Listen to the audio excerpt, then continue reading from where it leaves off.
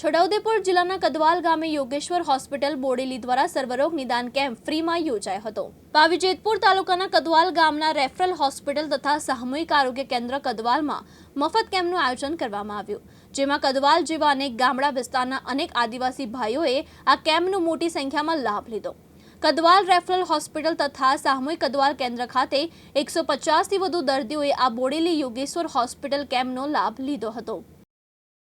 Yogeshwar hospital Bodeli દ્વારા સર્વરોગ free નિદાન કેમ્પનું આયોજન સામૂહિક આરોગ્ય કેન્દ્ર કદવાલ ખાતે કરવામાં આવ્યું હતું, જેમાં બાળકોથી લઈને ઘરડા સુધી બધાએ કેમ્પનો ફાયદો લીધો છે।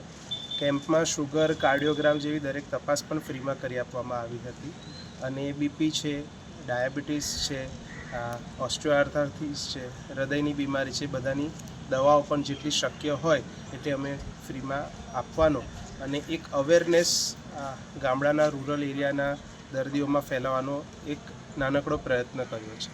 આભાર। ડૉક્ટર ધારક પંડ્યા, એમડી। કેટલા દર્દીઓ લાભ લીધો? લગભગ 150થી વધારે દર્દીઓએ કેમ્પનો લાભ લીધો છે। શું નામ છે તમારું? ડૉક્ટર ધારક પંડ્યા, એમડી ફિઝિશિયન। અલ્તાફ મકરાણી, દિવ્યાંગ ન્યૂઝ, પાવીજેતપુર, છોટાઉદેપુર।